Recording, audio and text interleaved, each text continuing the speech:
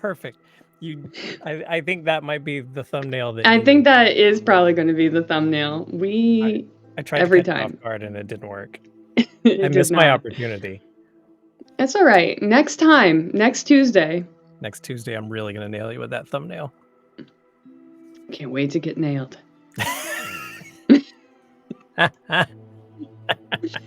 Hi, everyone. Hey, what's up, everybody? Welcome back to the Elder Elves.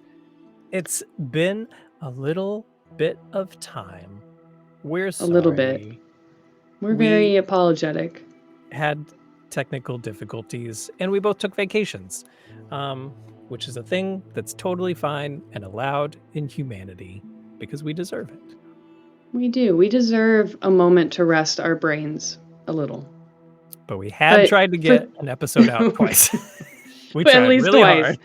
We really did. And for those that are listening at home that cannot see us, there are tears in our eyes. Yeah. There's a tiny teardrop.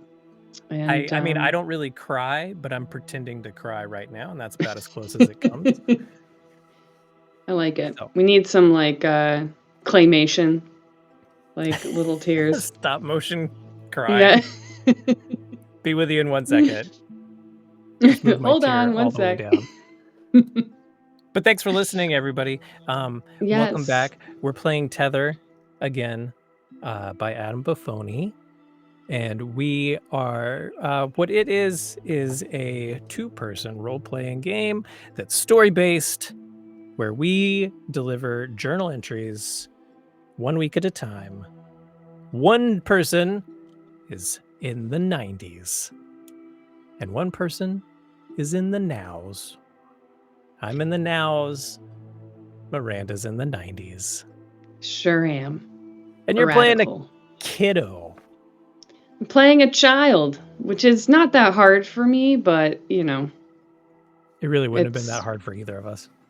I know, it really wouldn't have. It's the writing style, though. That's it is a little challenging, and when I read it, I kind of am reading it in that voice, I guess, but it is a little difficult to keep it in that frame. It is a good challenge, though.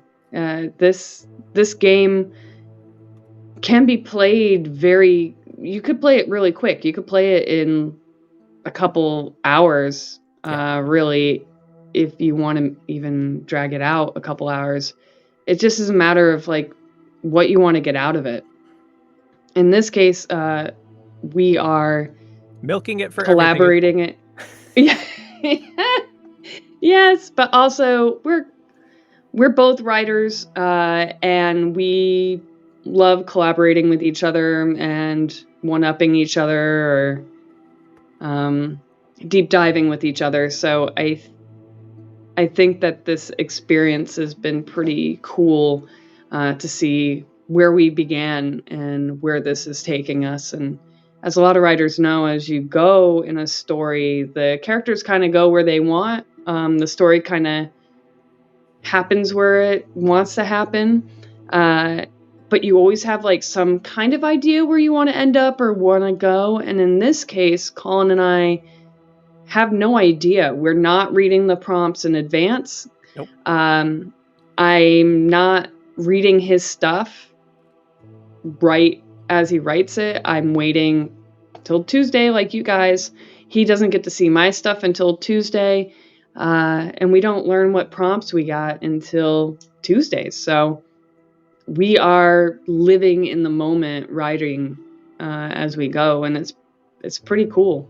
It's a really cool exercise. It is. I like it. I enjoy it. Mm-hmm. Do you think you can recap a little bit? It's been several weeks. It's been a bit. Let's see if I can recap. Okay. All right. A journal was found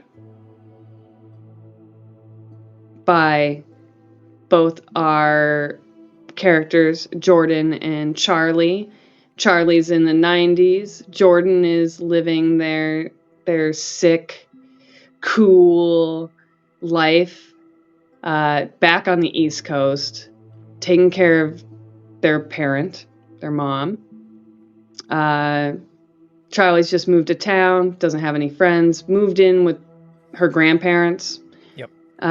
When they found this book. They've stumbled upon kind of a mystery about a William Cutter and what he's done or brought to the town, perhaps. We know it's some sort of horror.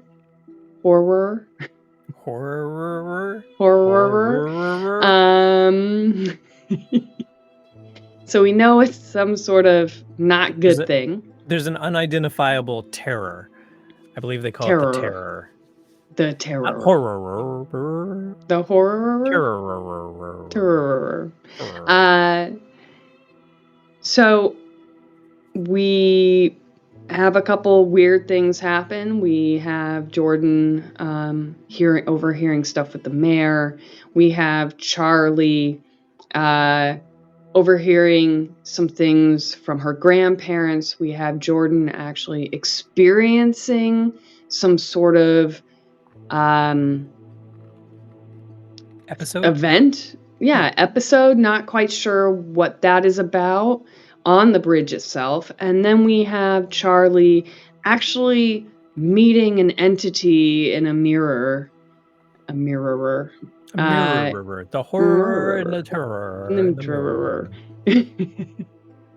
At William Cutter's house. And that's where we actually left off, with Charlie hiding underneath the covers, trying to let Jordan know what is going on, and to be careful.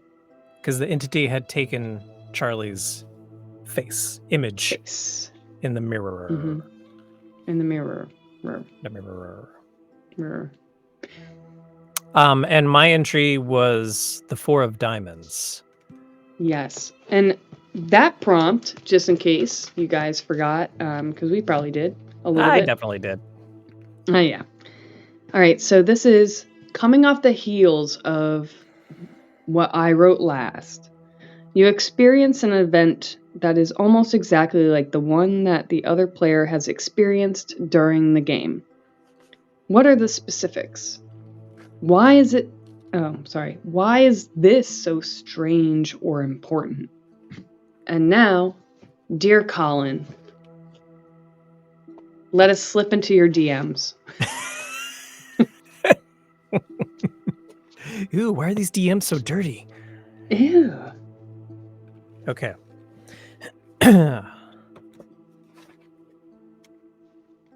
Charlie, you have no idea how much I wish you hadn't gone to that house. But you did, and we can't go back now. We can't undo that. And that's okay, because I think I have an idea. But I need you to listen to me. And I need you to trust me. If you don't, I think this might be the last time I get to write you. Now, I don't have a lot of time, so please listen. After I read your last entry, I tried to remember everything I could about that creepy house on Pulpit Hill. It was abandoned even when I lived here. My friends and I snuck in once. There were 3 of us. Angela Thompson, Greg Duplass, and me. Angela died in a car accident the next year, and Greg moved away, and I lost touch with him.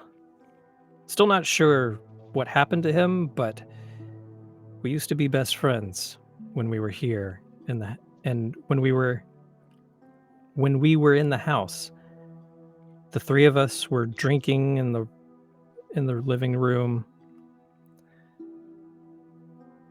Wow, it looks like I wrote rotting room.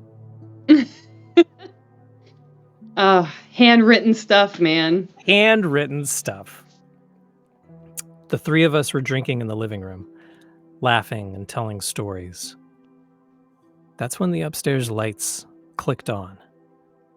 We all screamed and ran.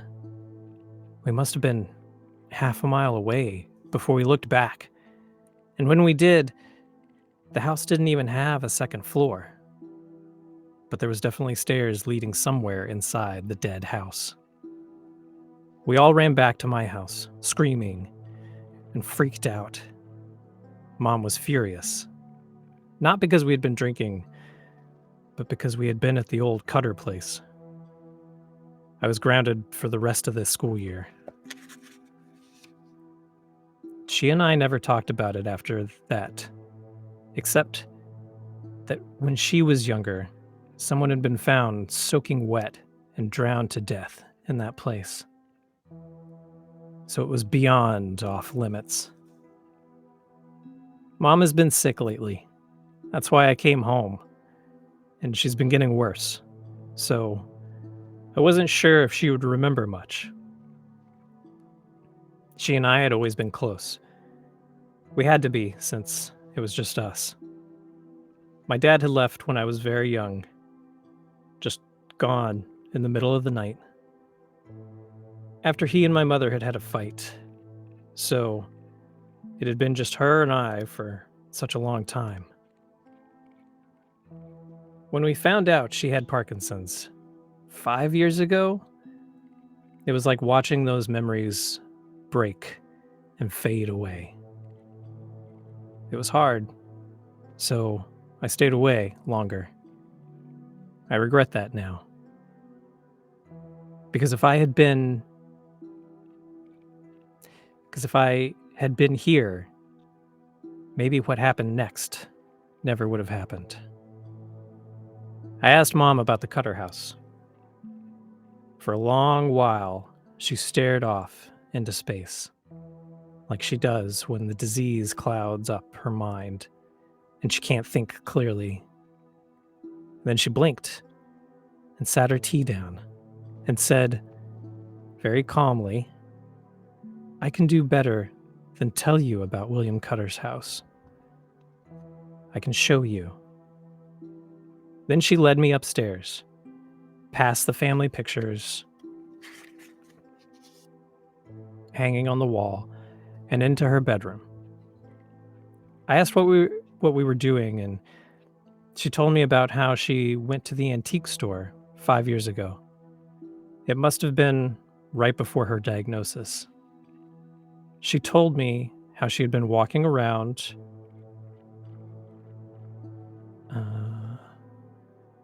Sorry, handwritten. Okay. She told me how she had been walking around when she felt drawn to something in the corner of the store. And then I saw this, she said. I knew I had no choice but to buy it. That's when she pulled a blanket off of something tall set against her wall. It was a large and ornately carved standing mirror. The wood of the frame looked like it had been carved from a gray tree. The thing seemed sticky with dried blood. It was covered in carvings and symbols. I didn't recognize a lot of them, but I did recognize the swastika, the shape the Nazis used in World War II. As soon as Mom showed it to me, the room went cold. Our reflections seemed different, and my heart started beating faster. In our reflections, Mom was smiling. I was laughing with a wide mouth. I turned to her, but she wasn't smiling like in the mirror. Her fingers were dug into her eye sockets, the liquid from them now running down her cheeks. Behind where her eyes had once been, there was now only darkness. I stepped back, caught my breath, and looked back at the mirror. My mother was gone, and my reflection's eyes were now black. I must have fainted after that, because when I woke back up, it was dark all around me, except for the rectangular window in front of me, looking into my well, what used to be my mother's room. I only had with me what was on me when I came in and when I blacked out, which thankfully included this journal. I can only hope that the magic still works here, wherever I am.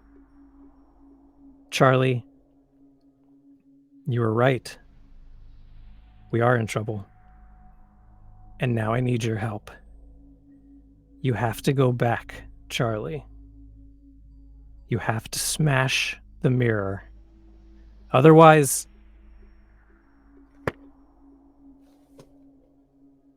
That's the end of the entry. Mm-hmm.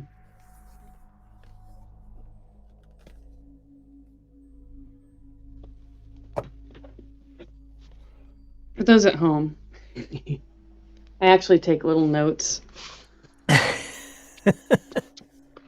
in my journal as I'm listening. If I like the highlights that I know that I'm gonna probably touch back on, maybe not necessarily 100%. Yeah. I like that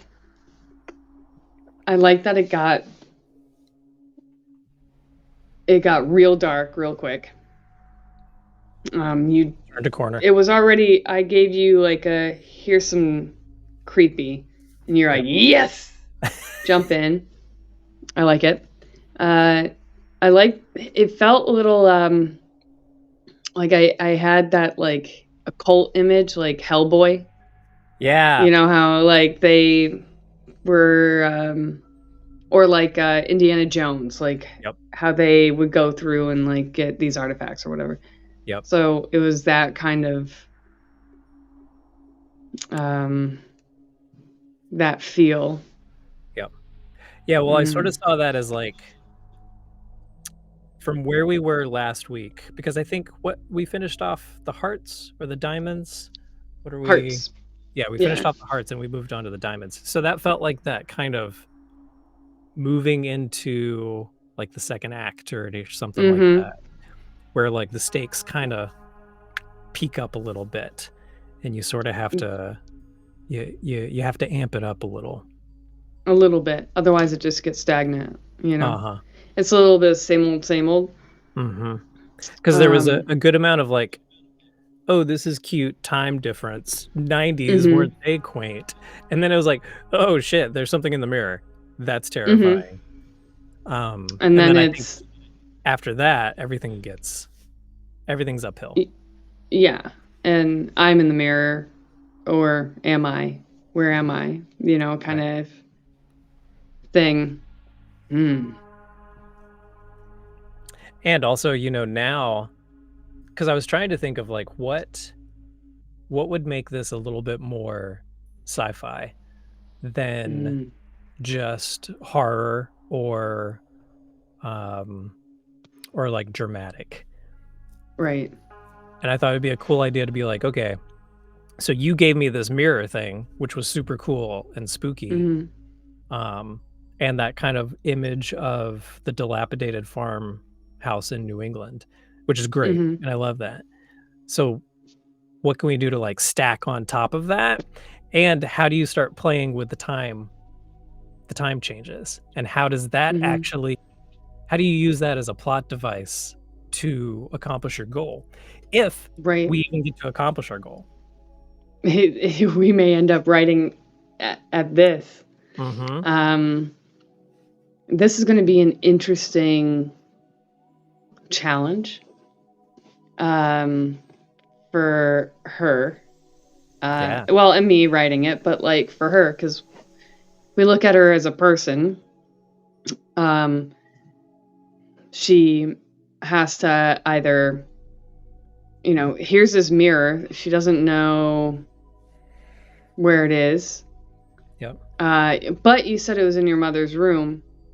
And I believe she knows that your dad was the gas station guy. So the question is going to be, does she go to your house? Well, and I also left it a little I left it a little open to kind of play with of can this entity, is it just any reflection? Does it matter anywhere at all? Or is it that mirror? Like, is it the mirror you saw at the Cutter's house? Is it the same one? Is it a different one? Is it any reflection? Because that's also terrifying. So, and like, where's Jordan trapped? Right. Or is it just or is it just a good way to communicate? And there's other ways it could do it too. Shadows. Right. I mean, reflections are pretty fun. Reflections are always creepy because you could be looking in the window and then you see a reflection and then you look and there's nothing. Reflections are always a fun horror element that I enjoy when it's utilized a lot, or utilized at all, I guess. Creepy houses, like when you think of It. Yeah. Like any creepy house, like has always dilapidated houses, dilapidated barns, that kind of stuff. Buildings in general that have fallen in disrepair are always like a horror setup, you know?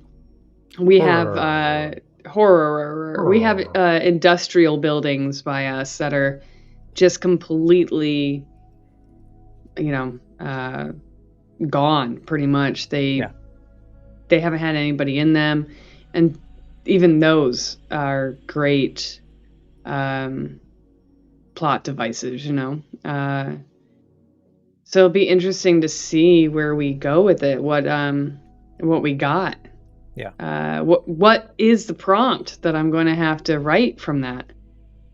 Oh, here. Do you want to do it? Let's do it. Yeah, let's find out. Okay. We got 8 minutes.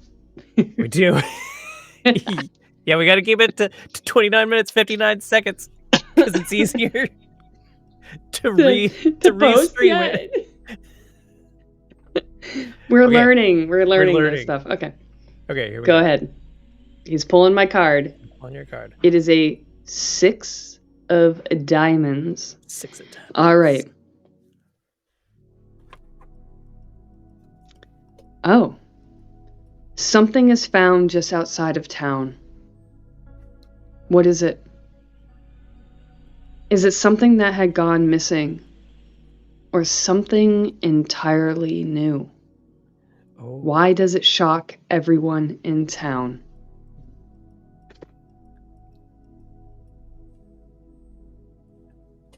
There's a few ways you could go with that. I mean, there could be the most easiest thing, right? Jordan's outside of town. Yep. Just in a pile. Just smelling like booze. Wet. Like, why am I damp? I hate it when I just end up damp. Yeah. Just, you know, Jordan wakes up in a field. That would be a way, and then we're not actually sharing a journal anymore, right? Right. It evolves a little bit. Yeah. Maybe gosh. Maybe it's William Cutter. Maybe Cutter's come back. Cutter come back. Cutter come back. Don't be so creepy. Cutter come back. I don't know. But he's not dressed in a uniform anymore. Like he's basically Jesus. He's like, I'm trapped in this town, kid. Don't get trapped. Yeah, what's happening?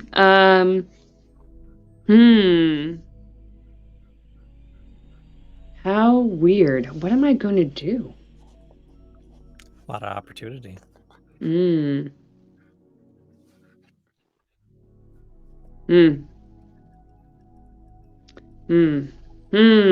Just outside of town. And also, you know, like, I mean, you could have your own set of obstacles to overcome. It's true. Like, Jordan's trapped in a mirror. That doesn't necessarily mean that's your only problem. I'm afraid of mirrors. I have You're to a go to vampire. therapy first. Yeah, good luck finding a therapist in the 90s. I know, right? You're fine, kid. Go outside, run around. No texting BetterHelp back then. There's nothing wrong with you. You thought you had it rough? Oh my god. All the millennials are like, oh god. That's why we're the Elder Elves. That's right. Yeah, there's so many things. Do I want to add an obstacle? Do I want to insert something entirely new that's gone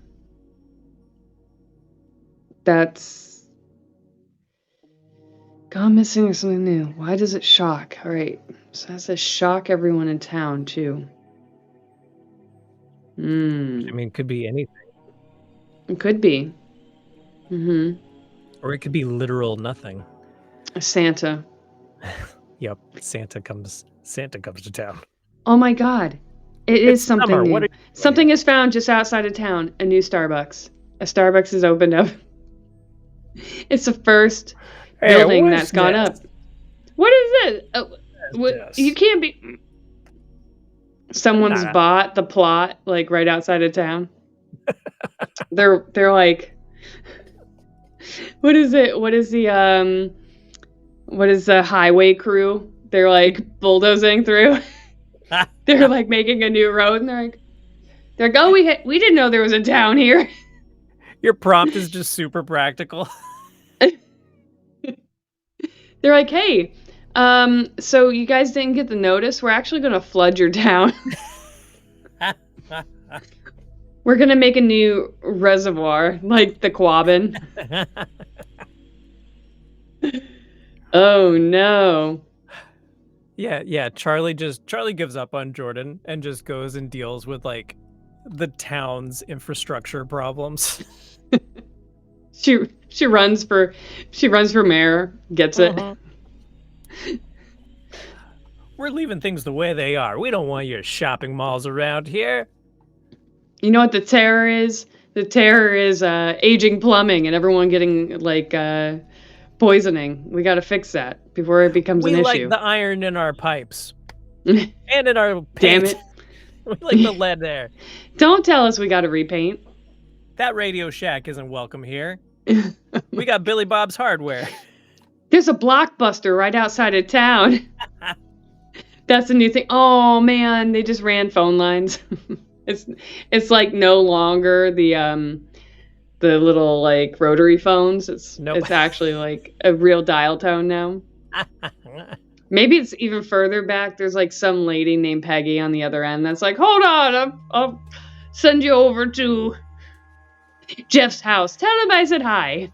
Hey, can I get Chester 5992? Okay. There's a lot of options. Silly ones or real ones.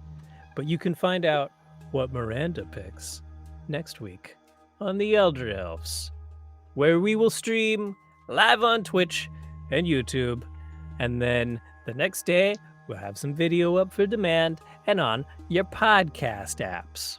But you can find us at the Elder Elves on social media and on TikTok and YouTube. Subscribe or follow wherever you prefer. Leave a comment if you wanna, because that'll probably help. Talk to people about us. Everybody will really like it. Yeah, give us a shout out. Yeah. Tell us that you like us. Or Miranda, don't. Where can people find you? You can find me as Obscurabrasion on TikTok, Insta, and on, Xbox if you want to play some games with me. Yeah. And you can find me at colincarlton.com or at colincarltonvo on pretty much all the social medias, except for Twitter, which is now not Twitter anymore, and because I don't like that one. But you can find me everywhere else, including Threads, because that's a thing that's happening right in this very moment. So if you're listening in the future, it probably won't be, but it's there. Yeah, I'm on that too now. I haven't done anything to it, but I'm on it. And Mastodon, which, No more Twitter for me either. Thanks, everybody.